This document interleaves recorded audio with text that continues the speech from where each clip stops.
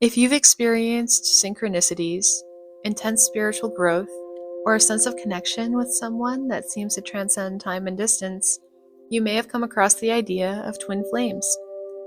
Twin flames, sometimes called twin rays, mirror souls, or soul counterparts, are often described as two expressions of consciousness that originate from the same soul source. Often manifesting as cosmic love connections, twin flames take many forms. The pair may incarnate in the same lifetime, or as one residing in the higher realms or the astral plane, while the other is on Earth. They may switch roles from life to life as spirit guide and earthborn, share incarnations as a couple, or feel an energetic sense or knowing of each other from across continents, the past, the future, or timelines. There is no roadmap for finding or knowing who your counterpart is, but it is something that the universe, God, or spirit shows you and is intuited by the heart. If you have been sensing the connection and receiving signs around it, such as synchronicities and serendipitous timing, then from there, it's just something you follow until you discover the answer for yourself. It can take a split second, months, or years to open your heart to the connection.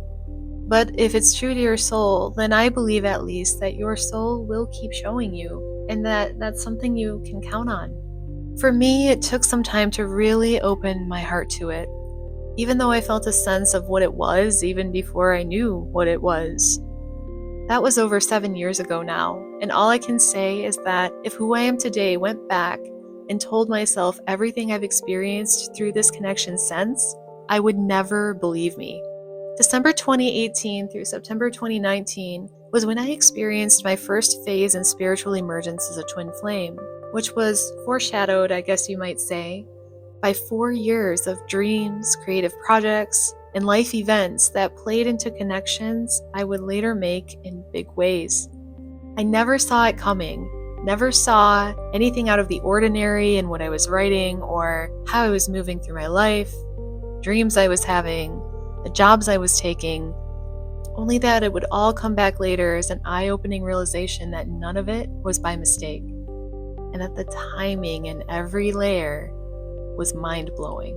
My first experiences in noticing patterns and connections happened over the course of 9 months, and they all came by way of numbers, colors, movies, books, music, and other forms of art and media. These synchronicities paralleled events as they were unfolding in my life, and as they already had in the past. I didn't know at the time that a lot of what I was experiencing and writing down would eventually connect to future events as well. What made the experiences so surprising to me at the time was how multiple connections with the same or similar symbols would show up in tandem with each other and in uncanny timing. These events and insights followed a pattern of elating, heart-opening love connections, followed by darker, heavier ones. I would come to understand the pattern of shifting light and dark as a sort of spiritual purging, some might say, or encounters with a shadow. It was a bumpy road at first.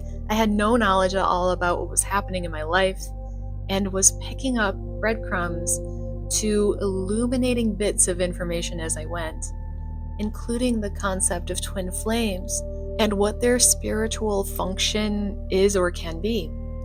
The intensity was a lot, but I also felt underneath the uncertainty that I was opening to an elegant design, something that weaved itself not only through my twin flame connection, but through the lives and creative works of others both alive and past, and people I knew and didn't know.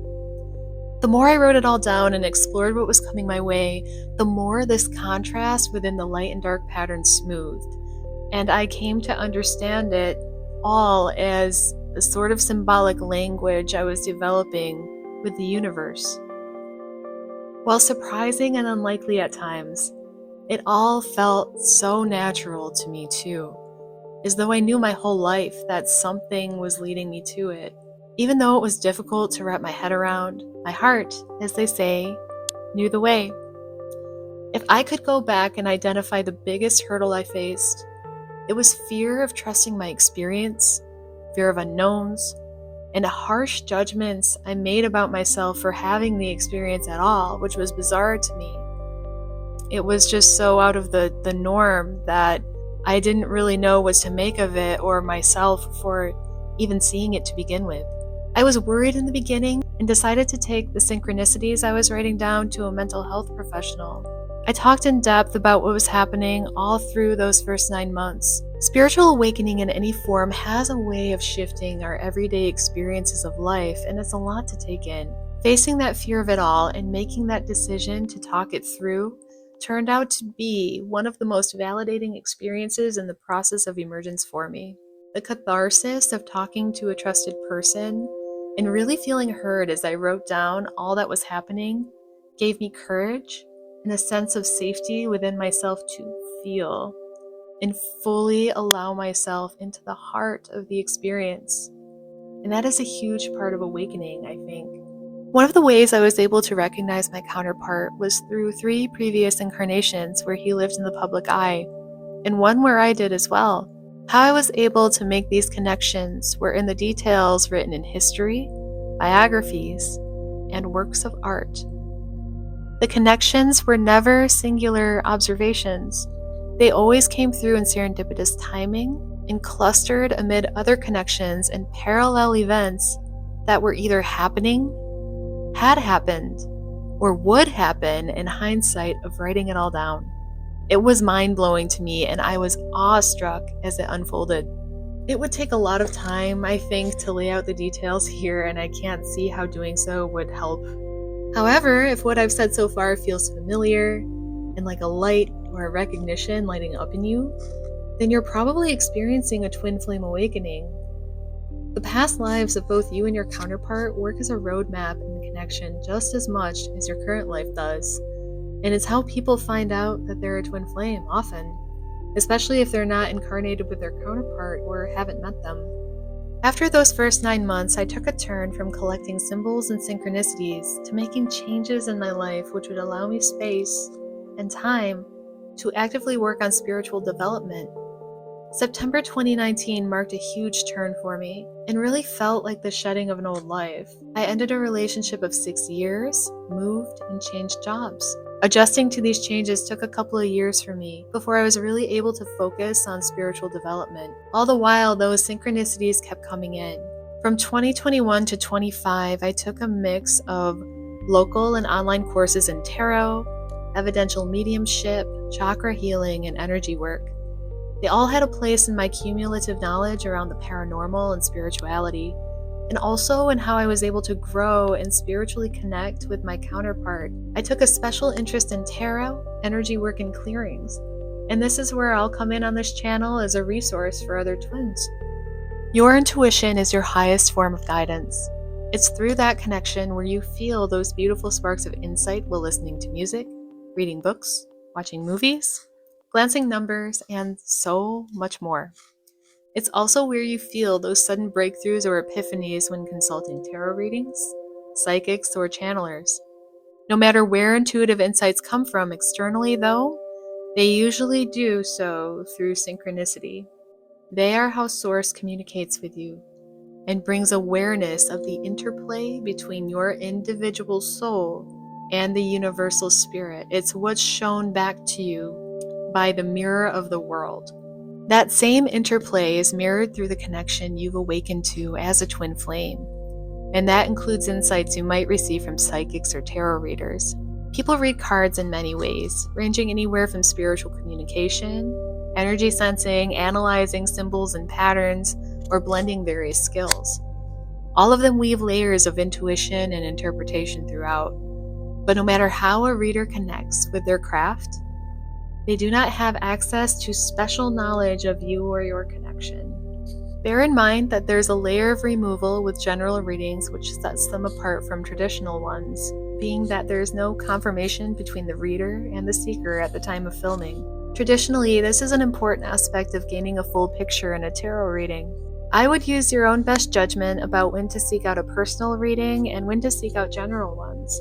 They both have a place, but are delivered in very different ways, and so will aptly, or not so aptly, provide specific insights according to the questions or curiosities you may have about your connection. A way you might look at general readings is as intersecting points in a collective field of energy.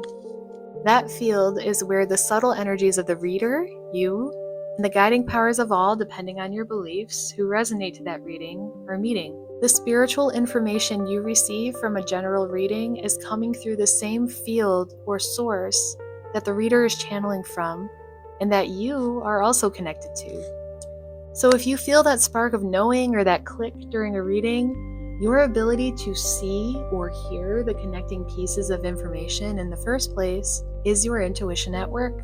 The readings you'll see from me are collective, general, and based in the energy around the twin flame pair collective, rather than the details of the individuals and the relationship. I've personally experienced general readings like this as uncanny and synchronistic myself, and still tune into my favorite channels sometimes. I'll add as a caveat here that whether you use readings as a form of divination or entertainment, it might be a good idea to limit your consumption of them. Too many can either confuse you or pull you into loops of reiterating the same or similar messages over and over again. That can be validating sometimes, but often it's just stagnating, as the message itself loses steam or potency in repetition or passive viewing. Trusting in yourself along your way is key, and readings can quickly turn you from that if you come to rely on them too much. The same goes with messages you receive from shows, music, movies, and books. If you decide to kind of keep them on a loop and keep turning to them as comfort or a sense of validation about your connection. The best answers come not just from a reading, synchronicity, or piece of information, but how you allow it to deepen your own exploration of your spiritual experience. As a reader in Twin Flame, I encourage you above all to trust yourself along your way and enjoy the adventure it brings. Readers and psychics can help guide you through certain questions along the way, but I don't believe that they can tell you if you're a twin flame or not. That knowing can only come from you. At its root, awakening is the universe itself showing you your deep desire to know who you are as a soul and all that you are capable of. If you sense you're awakening through this experience, then you are awakening either way, and allowing yourself to explore it is worth it.